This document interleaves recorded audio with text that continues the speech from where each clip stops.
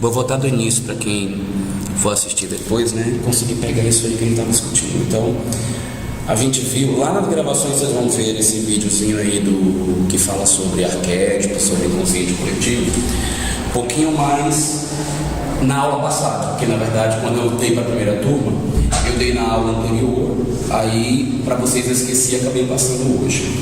Mas o que o vídeo falava sobre arquétipos, que é na verdade uma herança que a nossa mente possui, que ela está relacionada com as informações que foram vividas por nossos antepassados.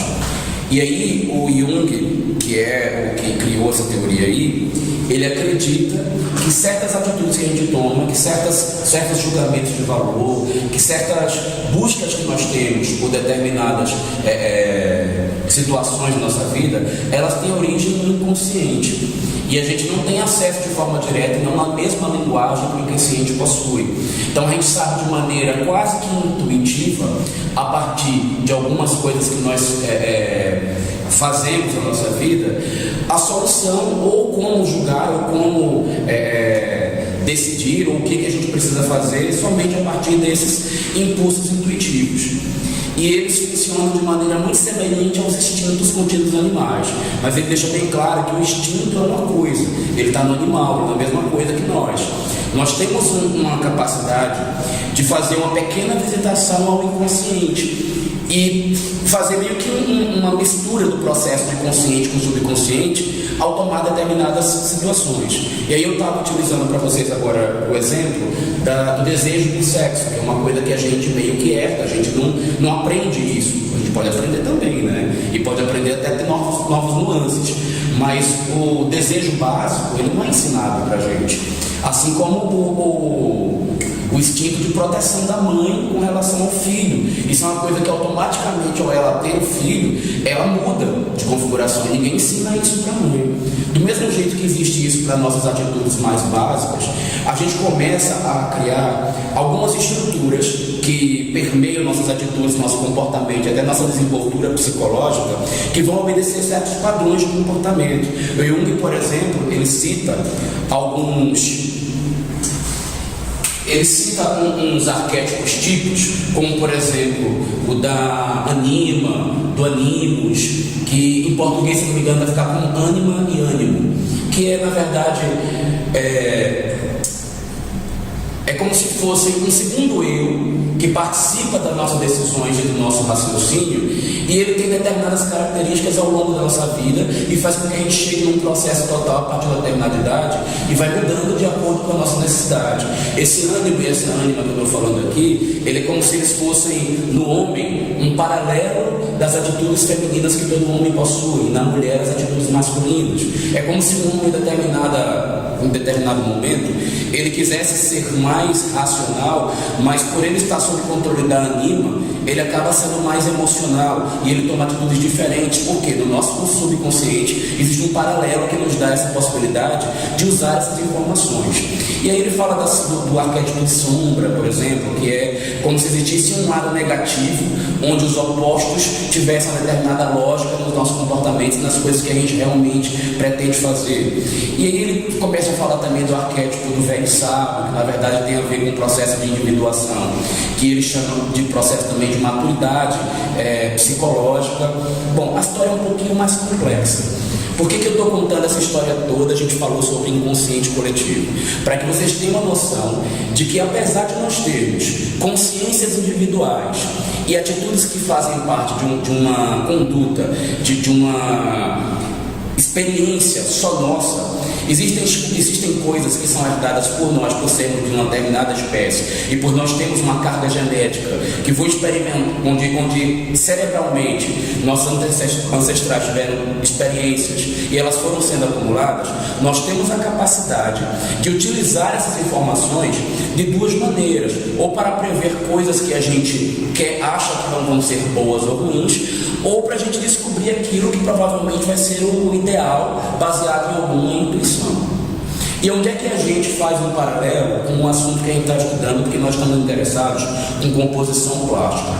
A gente vai partir para aquelas premissas que a gente teve na aula passada. Então vamos voltar aqui para elas e ver aqueles gráficos que a gente começou a estudar, onde eu estava, na verdade, me fundamentando muito mais em Gestalt, mas é porque existe um paralelo muito curto entre a Gestalt e o subconsciente. Eu acho que é importante para vocês terem essa carga aí de raciocínio. Então vamos voltar lá para ele.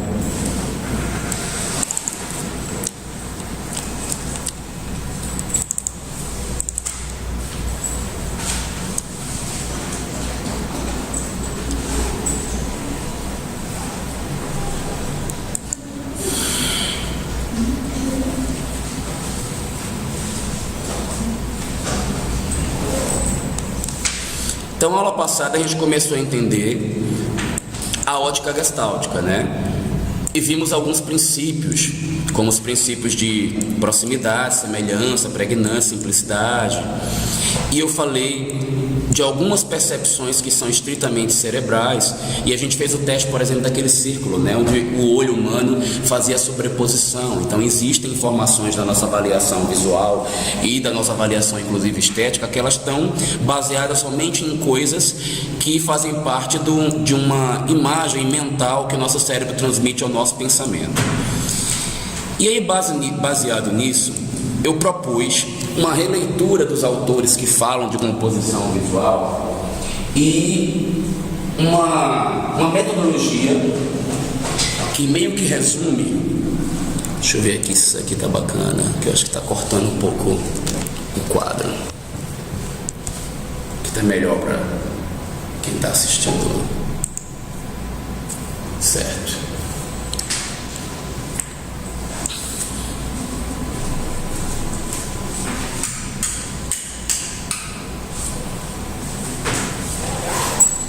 Então eu propus aqui uma metodologia que parte do seguinte princípio: se a gente tem essa capacidade de estruturação, de montar estruturas que são inatas, ou seja, elas são pré-cognitivas, nós nascemos com ela, nós conseguimos observar determinadas composições, algumas estruturas, e elas vão ser mais ou menos agradáveis à medida que nós observamos determinados comportamentos, por conta dessa nossa capacidade inata.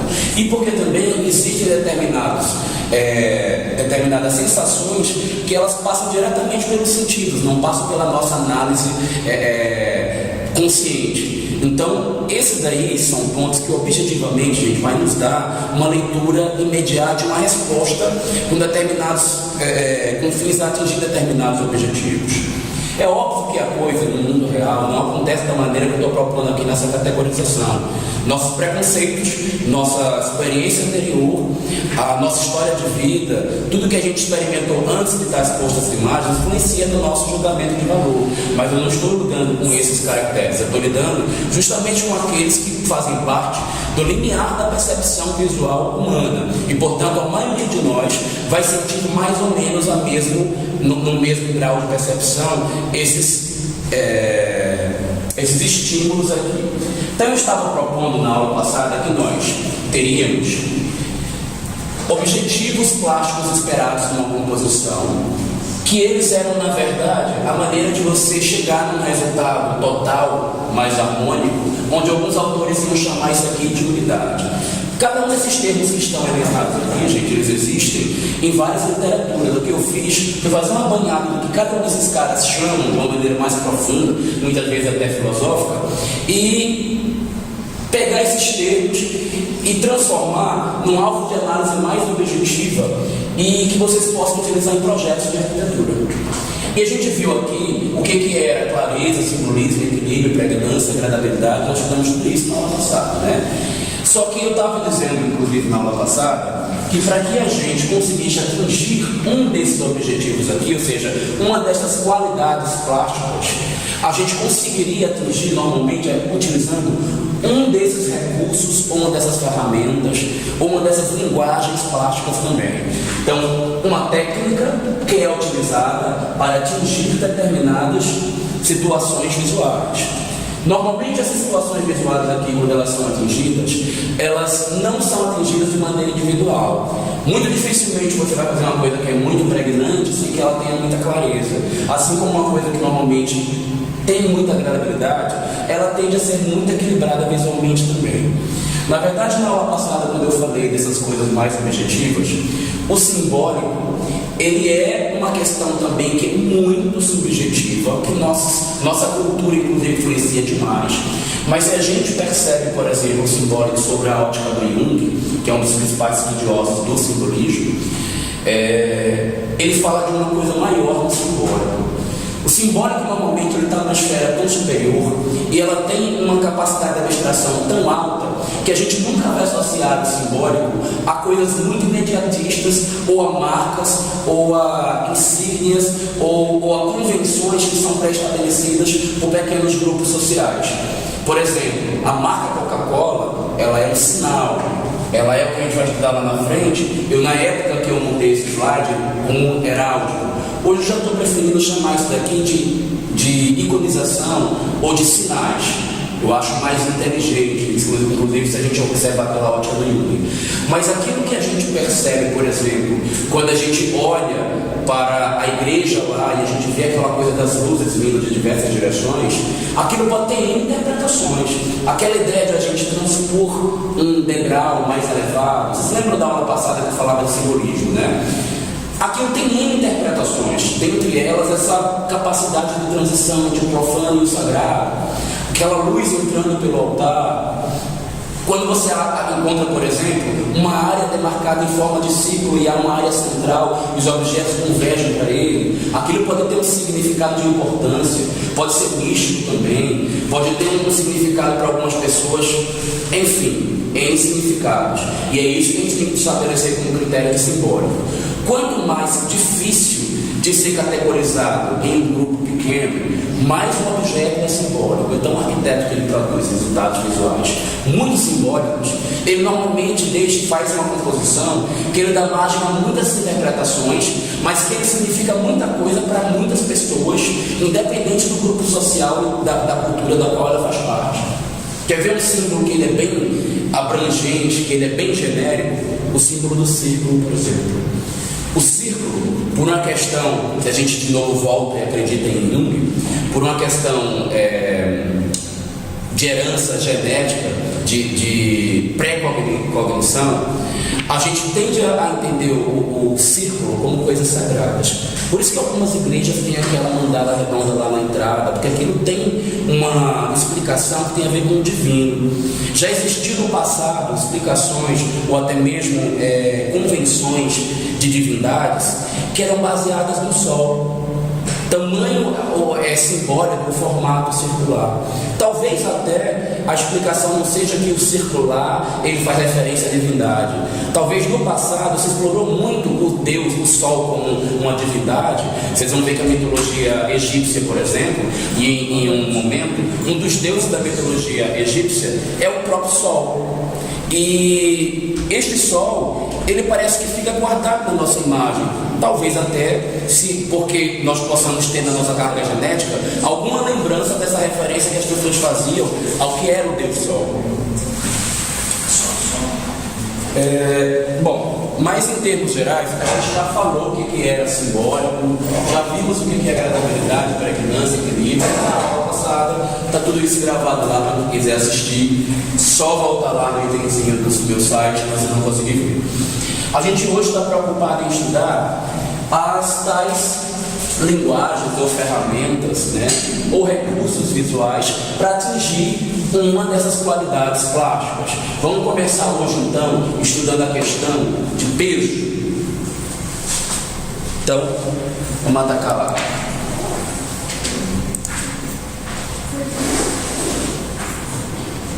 Peraí, estou achando que eu bati no lugar errado. Certo. Normalmente quando se fala em peso, e eu vejo com muita recorrência as pessoas lidarem com a palavra peso como se fosse uma coisa de carga negativa. Peso, numa composição, gente, simplesmente quer dizer deslocamento de percepção visual baseado em alguma característica.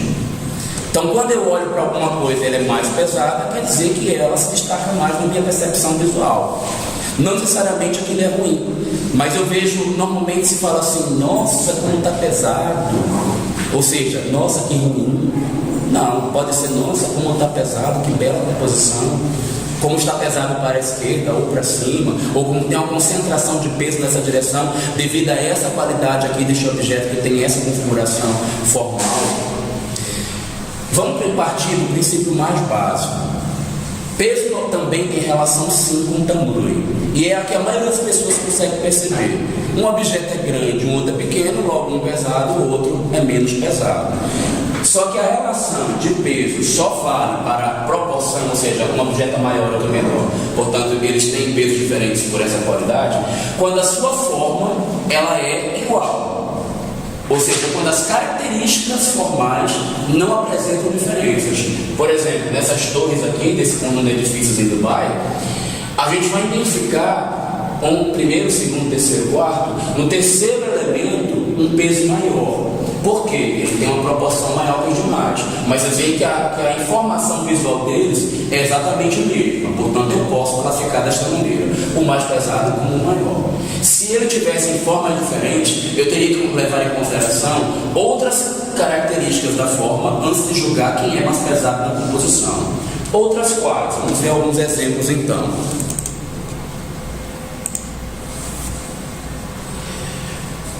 Bom, a gente não pode analisar características das formas dos objetos somente sem considerar o contexto no qual eles estão incluídos. Porque se eu digo que uma forma, por exemplo, é curva, é reta, é orgânica, é ortogonal, ela pesa mais ou menos, ela pesa mais ou menos dentro de uma determinada condição.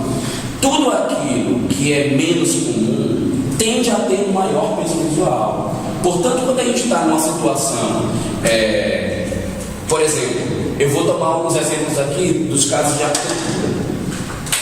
Numa área externa, numa concepção natural, normalmente as coisas são orgânicas, não é assim que é a natureza, irregular, orgânica. Uma figura geométrica extremamente bem definida, ela tem um peso muito maior porque nada além dela se destaca com aquela forma diferenciada. Então, ter uma determinada originalidade na forma faz com que ela seja percebida com uma forma diferente. Mas aí você vai perceber, por exemplo, que numa composição nesse mesmo local, se eu tiver várias formas orgânicas, eu já não vou ter esse peso tão destacado.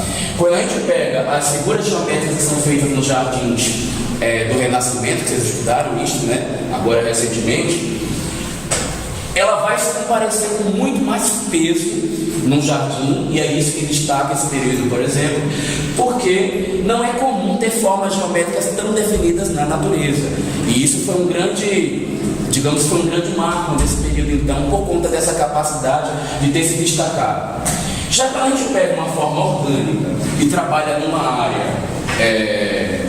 área, por exemplo, no interior de uma arquitetura, a gente está trabalhando com um elemento mais pesado. Ao passo que se eu tivesse um geométrico bem definido como uma coisa reta, ou um retângulo, ou simplesmente uma circunferência simples, eu não teria um objeto tão pesado. Por quê? É menos comum, é muito mais comum uma forma industrial geométrica no meio de uma arquitetura de interior do que uma coisa orgânica. Portanto, ela vai se comportar com muito mais peso.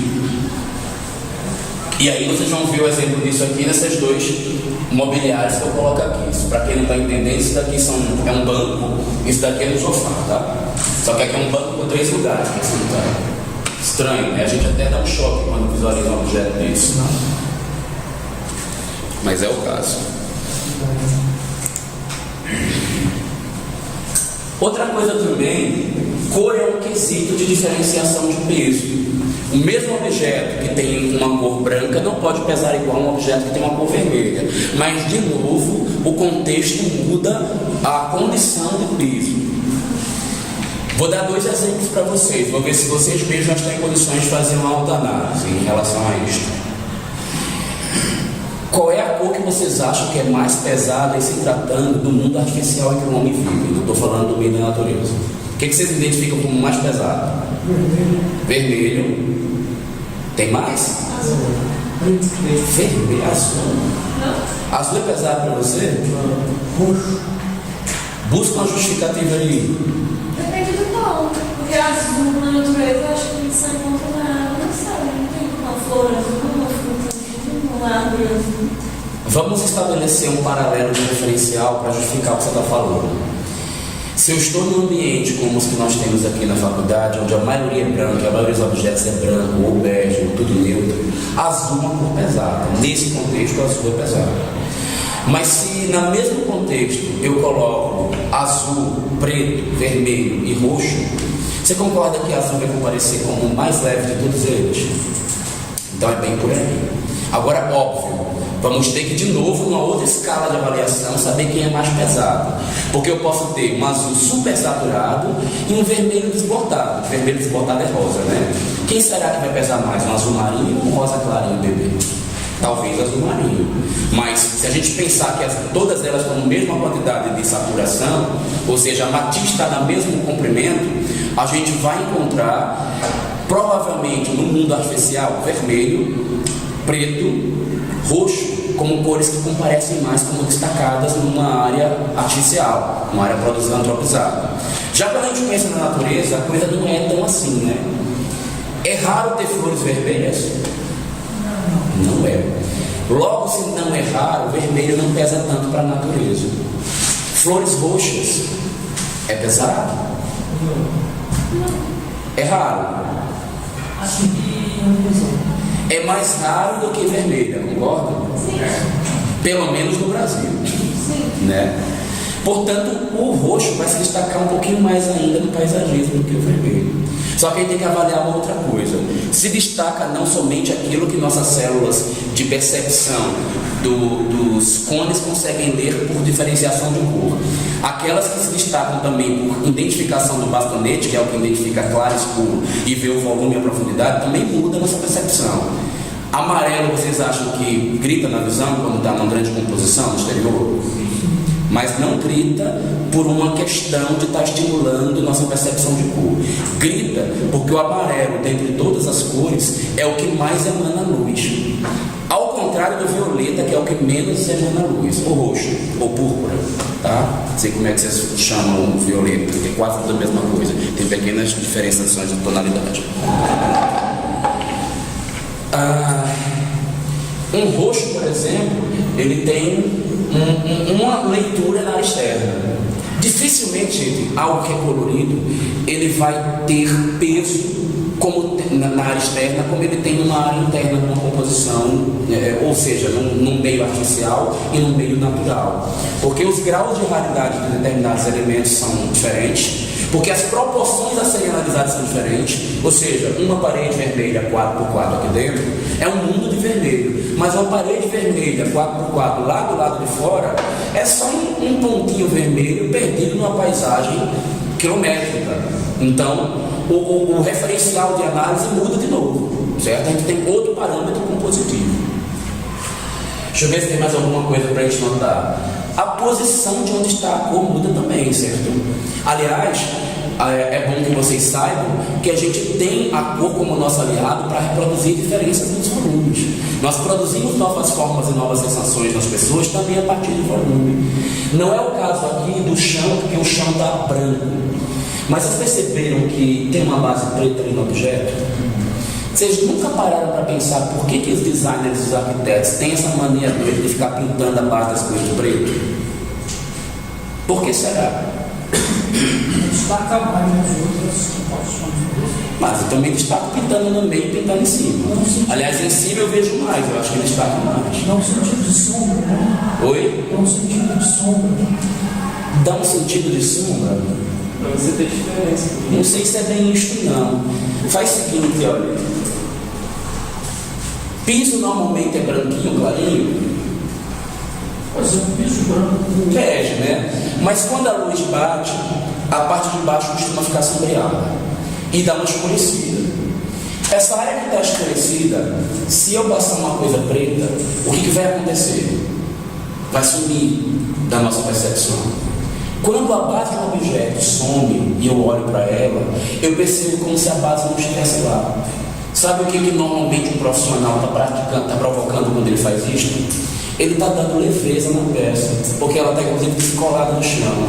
Algo que está descolado do chão está levitando, está tão leve que não toca o chão. Entenderam por onde vai o raciocínio? É bem por aí. Mas você também pode fazer isso através de contraste e, por exemplo, uma coisa enorme e pesada, e aí você de repente parte com preto.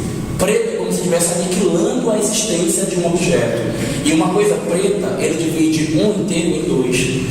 Então proporções muito grandes podem virar proporções pequenas e serem menos pesadas quando a gente usa preto numa composição.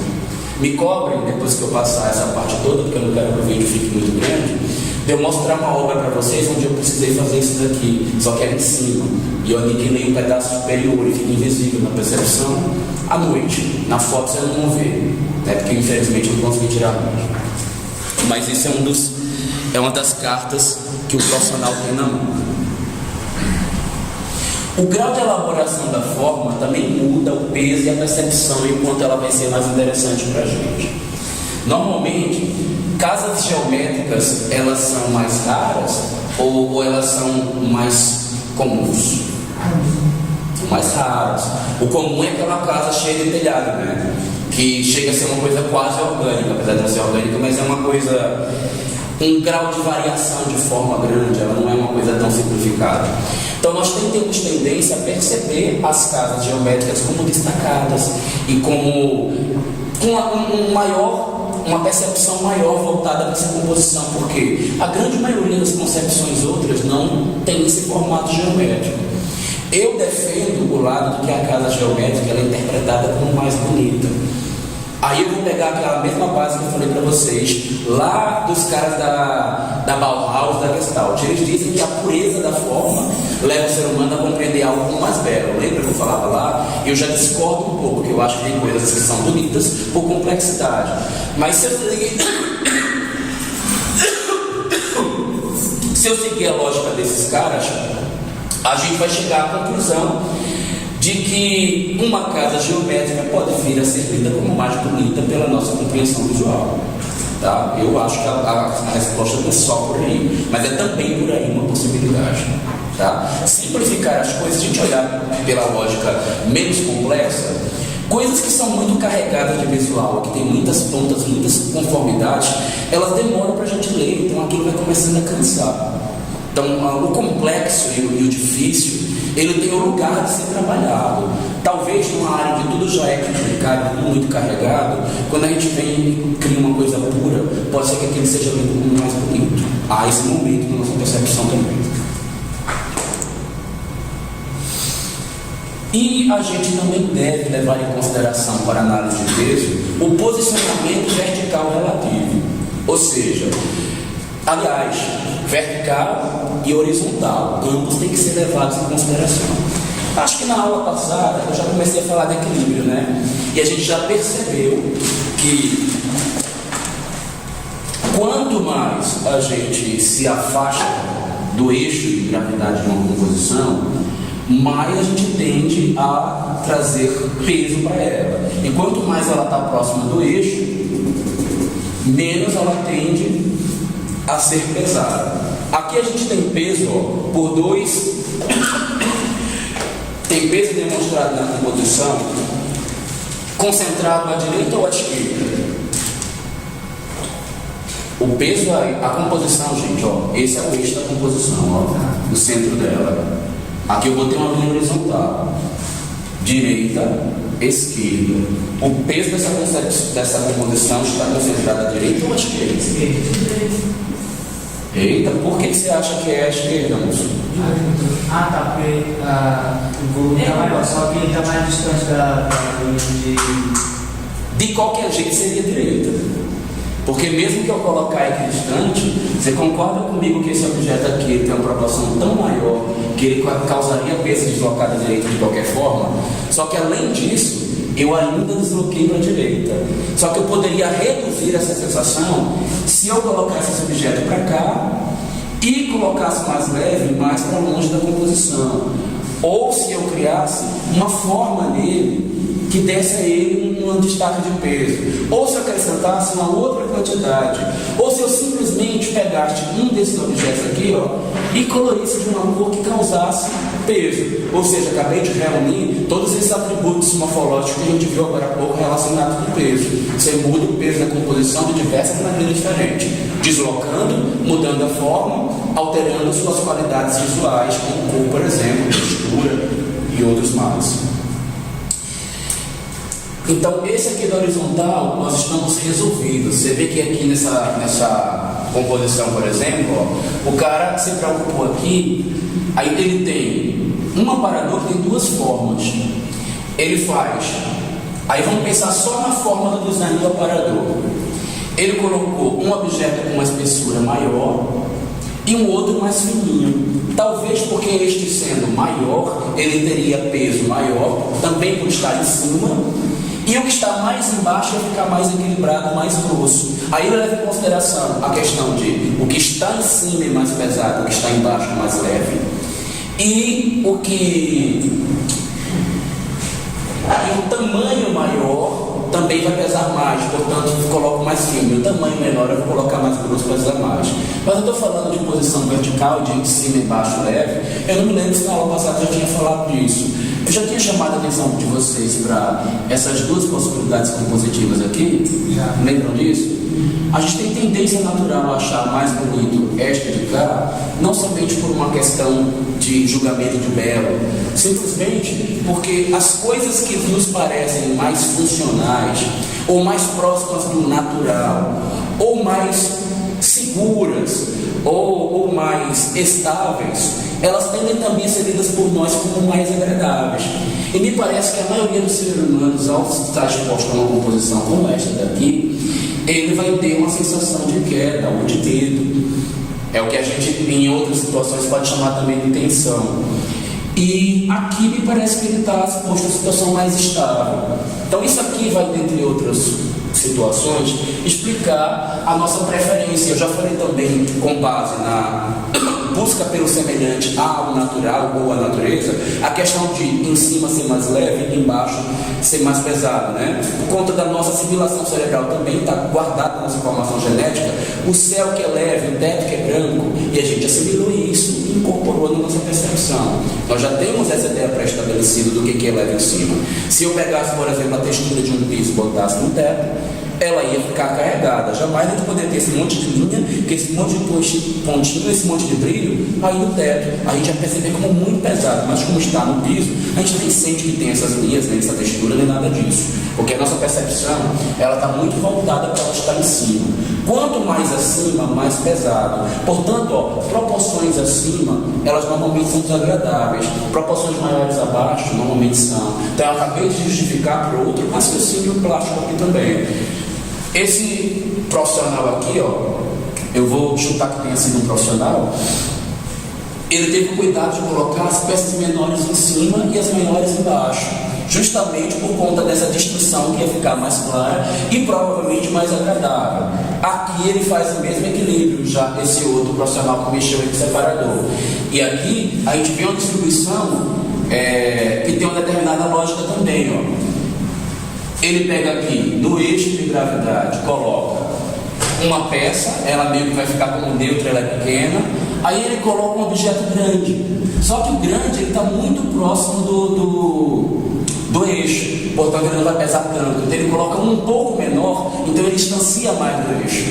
Só que ainda assim, talvez ele tenha sentido que não contrabalanceou. Então, para não pesar muito, pegou um objeto bem pequenininho e fez um complemento para cá. Porque, querendo ou não, pela percepção rápida ótica, a gente precisa de alguns equilíbrios lateralizados para ter essa noção de que houve um equilíbrio de peso aqui, né? E a gente vai sentir agora, na prática, isso que eu estou acabando de falar. E isso talvez justifique por que a maioria das pessoas não gosta de teto colorido e não colore teto. Eu não faço parte dessa regra, tá? Eu sou meio exceção, eu adoro teto colorido, mas eu tenho uma influência muito ruim. Não, aliás, muito boa. Carnaval de Olinda, acho muito bom, né? Então meu cérebro faz uma ligação geral quando eu coloco cores nas cores. Então, meu escritório, por exemplo, é todo colorido. Eu tenho 5 cores diferentes nas paredes do meu escritório e mais 2 no teto. Meu teto é todo cheio de cor, inclusive uma delas é roxa, tá? Que eu boto no teto do meu escritório. Então vocês já viram como é que é meu escritório, né? Já imaginaram. Mas não é assim tão carregado não, porque afinal de contas eu trabalho com esta área. Então eu botei lá, tendo alguma consciência do que está colocado. Eu acho que a maioria das pessoas não se agride tanto não. Mas enfim, a gente está percebendo aqui um trecho de uma área comercial que tem um teto branco, já um outro amarelando. Esse amarelo que está na parte de cima, ele foi utilizado aqui embaixo. Com certeza a maioria das pessoas que tivesse posto essa observação visual aqui, ela vai sentir como mais pesado o que foi trabalhado no teto do que o que foi trabalhado nessa coluninha amarela. Por quê? Primeiro que a proporção é muito maior, e depois que o que está na posição mais abaixo em relação à vertical, ela sempre pesa menos do que o que está lá em cima. Então isso vai explicar por que a gente normalmente não colore teto. Nada impede de você causar um destaque numa área de teto para causar um peso, um deslocamento de peso para cima. Só que você precisa ter consciência se realmente é aquilo que você deseja. O peso é para cima, por quê? Para equilibrar o que existe do outro lado. Porque de repente um peso que está em cima, ele está à esquerda e à direita tem outras coisas muito mais pesadas competindo com aquilo. E pode ser que você crie um equilíbrio visual. Então essa situação onde você pode ser cabível trabalhar com essa situação. Vocês estão entendendo bem, gente, o que eu estou querendo chegar? Está ficando claras as ideias? Vocês conseguem ver esse paralelo no projeto de vocês, né? Por favor, me interrompem se não virem esse paralelo, porque essa aula não faz sentido se não for para dar repertório a vocês de técnicas para compor o visual dos trabalhos dos projetos de vocês. Não só dessa disciplina, mas de todas que vocês estiverem estudando. De preferência que façam bastante na minha, né? E a gente vê então que vai encerrar a questão de peso. Vamos passar para outro quesito plástico ali então. Vamos atacar os mais básicos por enquanto. Então vamos estudar proporção.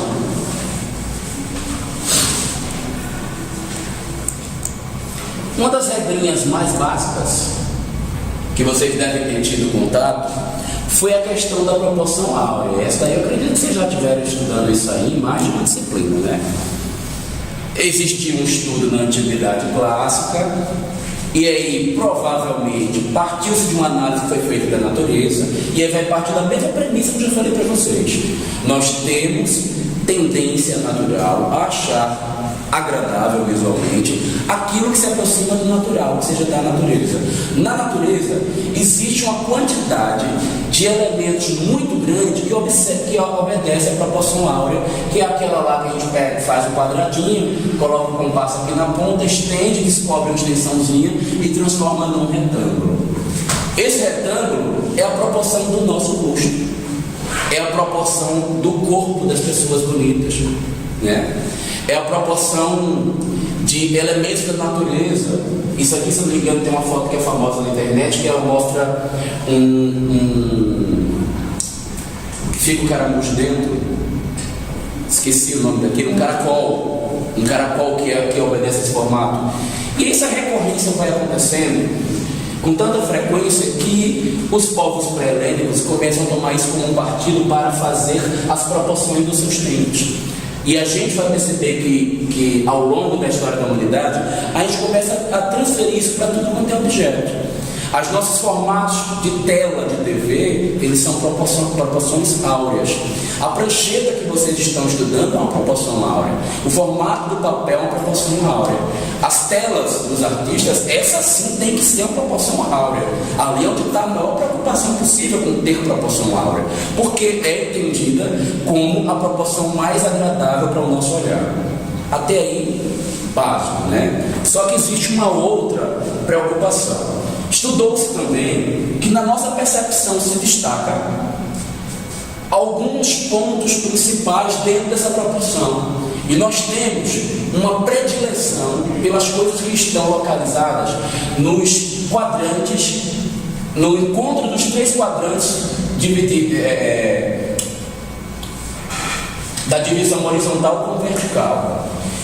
Quando eu divido em três partes, no sentido do outro, não é exatamente em três a proporção da regra áurea, mas é aproximadamente isso, nós vamos encontrar esses 4 pontos aqui são os chamados pontos áureos.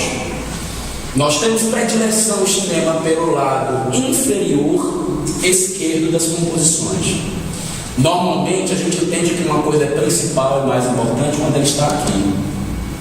A gente nota o centro da composição como secundário, tá, gente? Nosso olhar está mais preocupado com estes pontos aqui. E aí vários profissionais vão usar esse recurso e vão pegar tudo que é melhor, mais bonito e mais importante e concentrar neste local, porque eles sabem que a maioria das pessoas vai se focar aqui quando bater o olho. E se ele tiver que compor algo que também é importante, mas não é tanto quanto este, ele vai procurar esses outros pontos. E todos os demais que não são tão importantes vão procurar outros quadrantes e outras posições. Isso não é só a gente que usa. O fotógrafo aqui ele teve esse cuidado. Obviamente que, gente, a coisa não é mão de santo, não é milimétrica.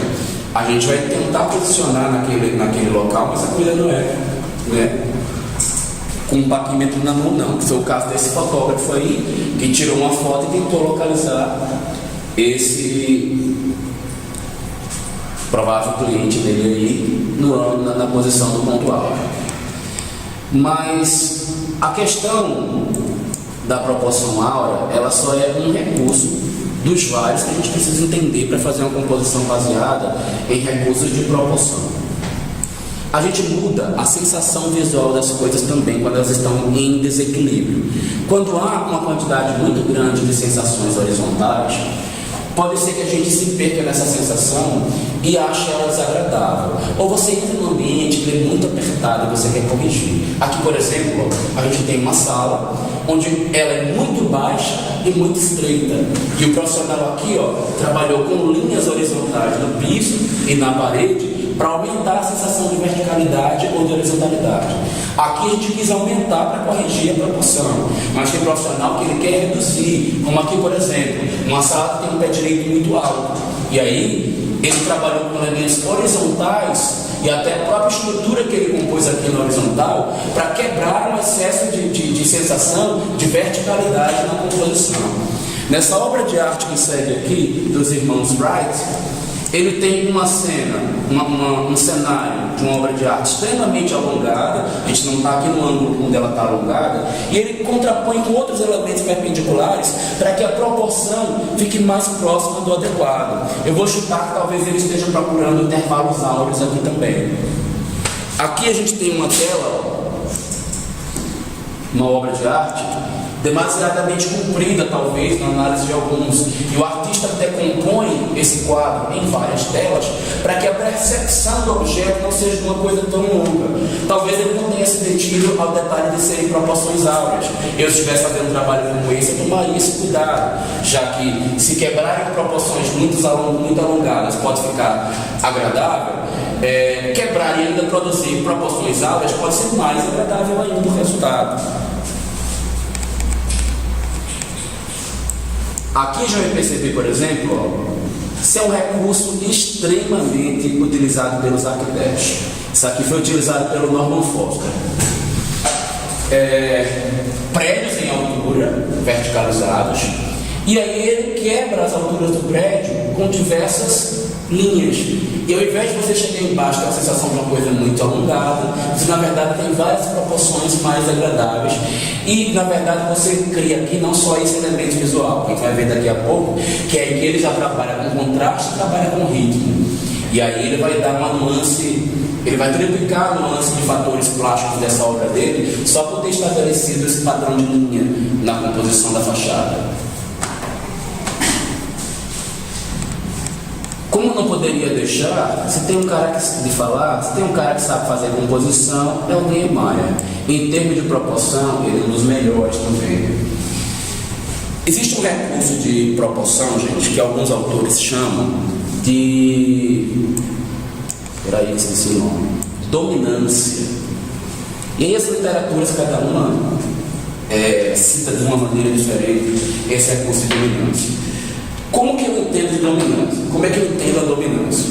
A dominância, ela normalmente aparece como uma composição que está numa proporção tão elevada em relação ao seu entorno que ela ganha um destaque na percepção e passa a se tornar mais importante por conta disso. Mais do que importante, essa composição ela ganha caráter de monumento. Então, normalmente a gente atinge a sensação de monumentalidade das coisas, fazendo com que ela tenha proporções maiores que tudo que está no seu entorno e isolando ela a uma distância razoável, para que nada possa ser percebido ao seu redor.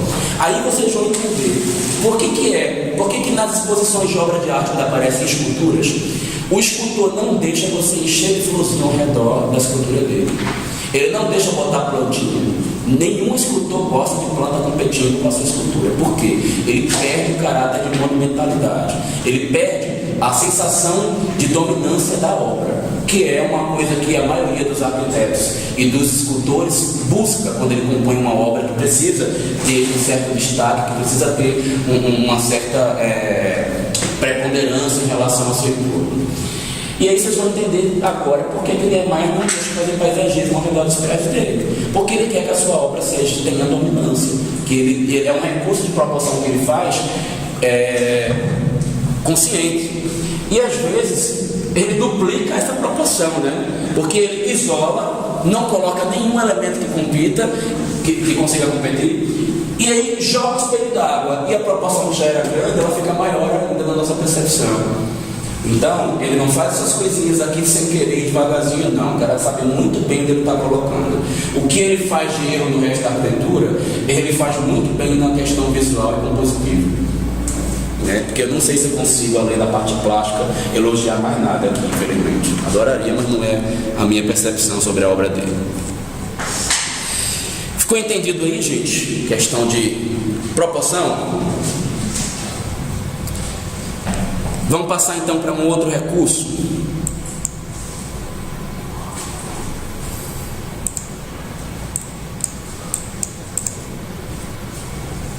Continuidade. A continuidade, ela é explicada por alguns autores de maneira diferente. Eu não gosto de colocar dessa maneira, porque eu não vejo o movimento desse jeito, mas muitos autores chamam continuidade também de movimento, ou movimento como um tipo de continuidade, ou até juntam os dois nomes assim, diz que é continuidade de movimento. Eu entendo simplesmente como continuidade, tá? O que é continuidade? É a recorrência de movimento na percepção do olhar em fatores que se alinham ou se agrupam para que a gente faça um determinado percurso na composição visual. Essa sequência de percepção, ela pode ser uma coisa linear ou ela pode ser uma coisa pontual, mas independente de qualquer coisa, o nosso cérebro não registra a continuidade pontual. Ele só capta nos pontos, mas ele faz uma sequência sempre linear. O que eu estou querendo dizer para vocês é que se acontece uma composição em S formada por pontos, vocês que estão compondo paisagismo, as pessoas que olharem a obra de vocês, elas não vão fazer a leitura de um monte de tufinhos, a não ser que o espaçamento seja muito grande. Normalmente o cérebro delas registra isso aqui. Quanto mais nossa percepção, ela precisa fazer um raciocínio não muito óbvio, mas aquele movimento vai ser rico à nossa percepção, porque ele vai dar margem a outras possibilidades de leitura e outras combinações de movimento para chegar naquela leitura daquela continuidade. Então, a gente vai perceber também que a continuidade, ela pode ser muito óbvia. Vou dar um exemplo aqui de uma continuidade muito óbvia. Rodapé. Rodapé é a continuidade mais simples possível. Ninguém olha um rodapé e fala, nossa, que criativo, né? Que coisa destacada, fez um rodapé, porque todo mundo tem. É só pegar, contornar todo mundo, o olho faz uma volta, né, para perceber o rodapé. Mas ele é óbvio, é hipercomum. Agora você imagina se uma pessoa pega este rodapé e ele sai do canto e sobe na parede, e de repente ele percorre pelo teto. Depois ele passa, atravessa pelo meio do teto também. Você circula com seu olho não por somente um plano. Você anda dentro do espaço tridimensional. As continuidades bidimensionais, elas são menos ricas. As tridimensionais, elas são mais ricas.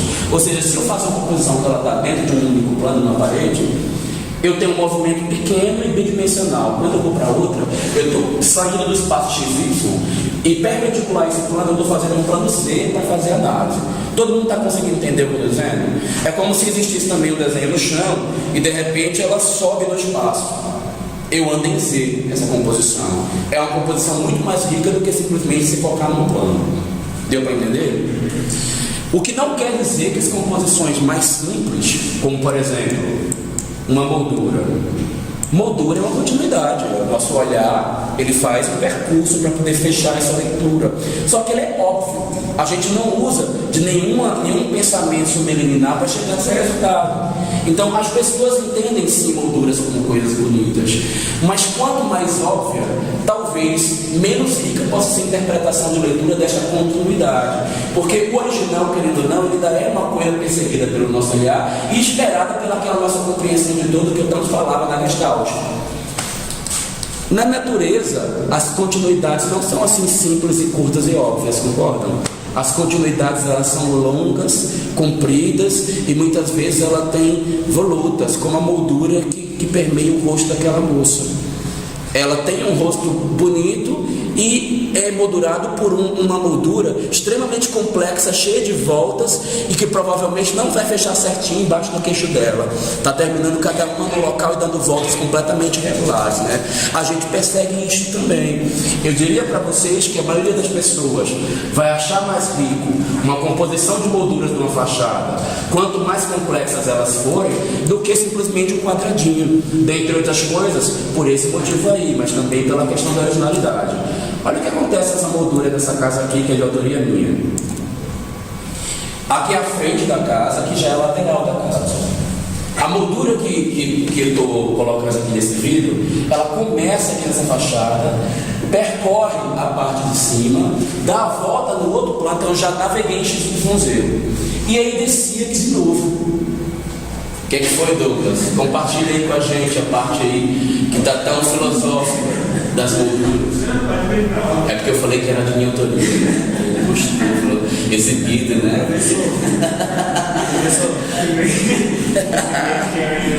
Mas é lógico, eu estou botando o vídeo para o mundo inteiro assistir, eu não vou falar que eu fiz. Né? Diga. Você falou que na questão, por exemplo, da leitura, quando a gente está lendo, digamos, a composição de uma casa, né? Aí a casa, quando ela tem mais elementos simples, por exemplo, como um quadrado, a gente consegue ler que é mais agradável para a nossa percepção. Aí agora você falou que, por exemplo, uma fachada, quanto mais cheia de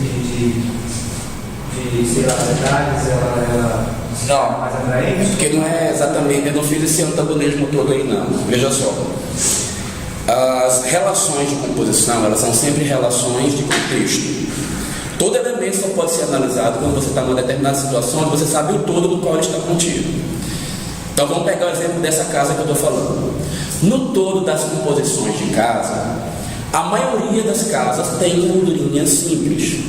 Talvez, por uma questão de ser original, fazer uma moldura que não seja só um quadrado, pode ser que torne ela mais bonita por ser original e as pessoas entenderem como não óbvio.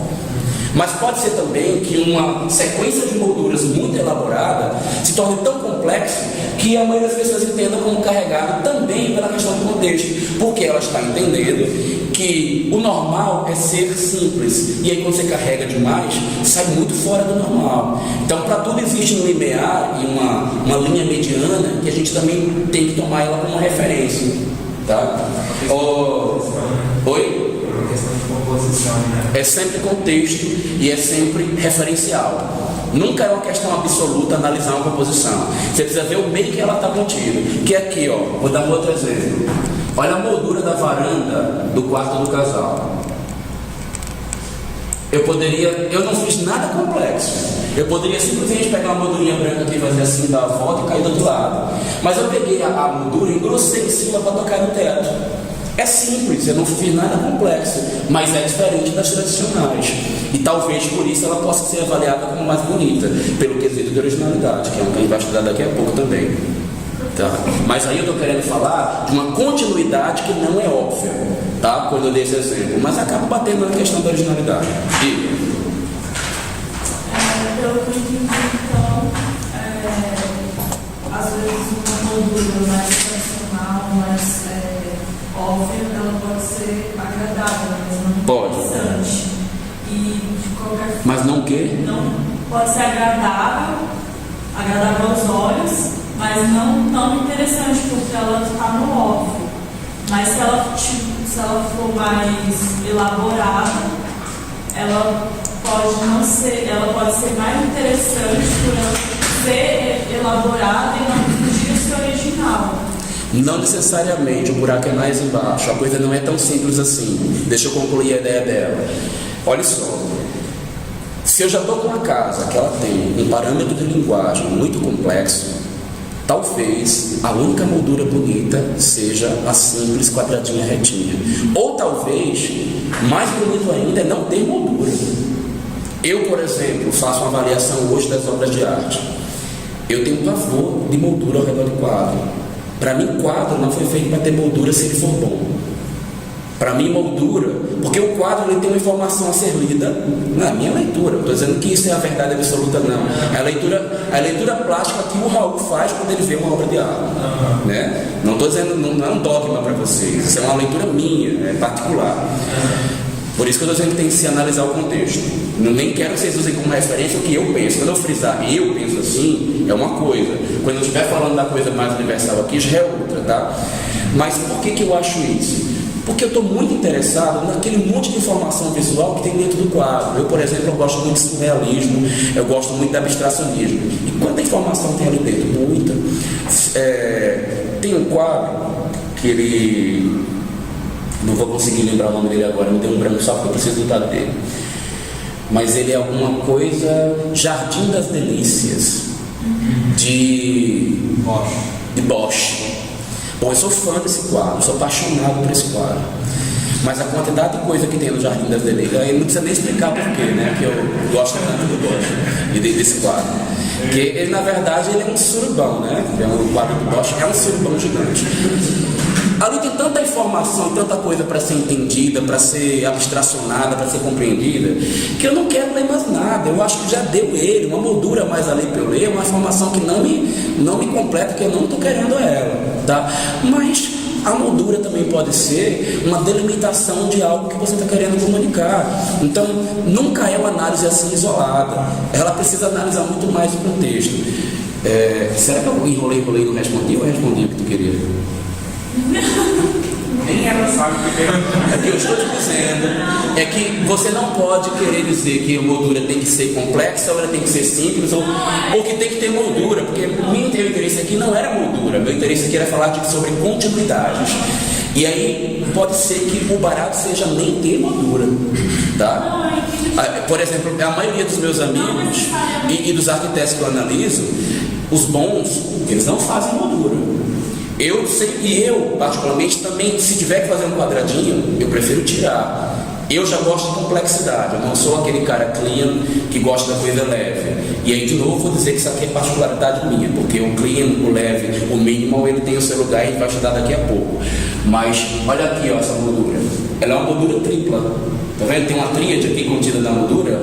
Ela engloba 3 janelas e ela ainda encosta no teto e no solo da construção. Foi um raciocínio meu de fechamento para englobar um único elemento e até uniformizar. No meu raciocínio, eu estava simplificando com uma coisa complexa. Ao invés da leitura de 3 elementos, eu preferia que ele virasse um só e integrei os 3. Tá? De repente eu nem consegui atingir meu objetivo, mas foi a intenção quando eu fiz essa composição. Professor, o objetivo também foi criar essa expectativa de verticalidade? Sim, também. Aumentar a verticalidade da construção, né? Ela era alta, aí aumentar um pouco mais. Só não foi minha intenção botar esse material ridículo aqui, essa imitação de pedra que meu cliente quis botar de cerâmica, porque meu projeto era pedra. Mas aí, como dava menos trabalho e ele queria ver pronto logo, ele convenceu a esposa dele a comprar essa cerâmica horrorosa. Eu não gosto muito não, ainda bem que só dá para ver de longe. Bom, mas ela ia falar.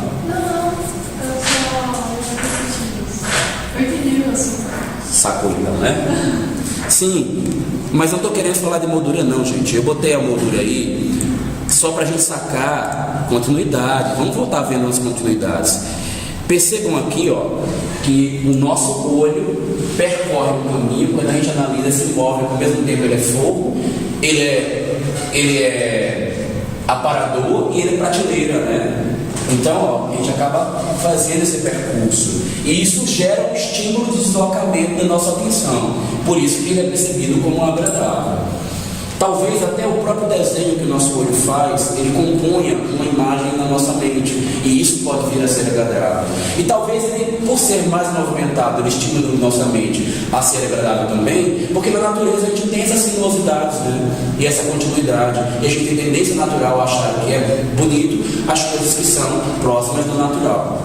Aqui a gente vê de novo um outro exemplo de composição onde é bancada, é pia, é prateleira, é tudo ao mesmo tempo, né? Integrado numa única forma que tem continuidade. Mas eu falei para vocês que o nosso cérebro não marca somente as coisas que são lineares. Às vezes composições pontuais são lidas como continuidade. Vocês conseguem fazer leitura de dois tipos de continuidade aqui? Se conseguem, aonde? Isso. E se usar o princípio que eu acabei de falar, ele é bem rico, né? Porque ele ultrapassa o limite tridimensional, né? Ele anda no piso, sobe na parede e volta pelo teto. Mas existe um que é pontual, né? A gente faz a ligação. Vocês estão vendo aí? Onde? Na parede. Na parede tem uns nichozinhos aqui, né? Ó, que o nosso olho vai fazendo um percurso assim. Então o que vai ficar gravado na nossa mente é talvez um desenho de um S, um pouco mais do que um S, né? Uma sinuosidade longa aí. Tu queria falar alguma coisa, Douglas? Na outra imagem,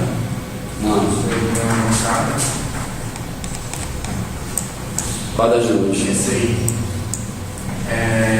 No caso, por exemplo, você tem um móvel que dá essa sensação de continuidade, né? Mas nesse contexto, a parede em si, ela não chega a chamar mais atenção do que o móvel, às vezes não chega a ser mais pesada. Chama. Você lembra que quando eu comecei a falar das qualidades plásticas, eu chamei a atenção de vocês para uma coisa que é importante?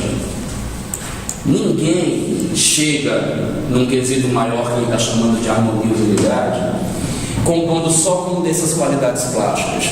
Quando você chega num quesito desse aqui, provavelmente você atingiu um desses. E se você tenta utilizar um recurso como este aqui, provavelmente sem querer você chegou em outro.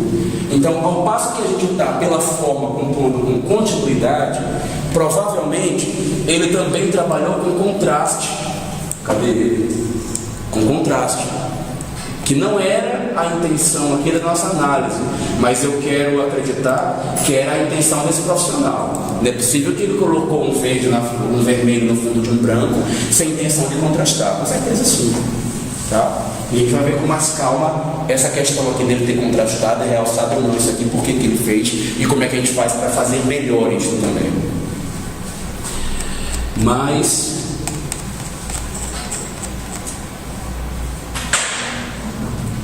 deixa eu ver aqui.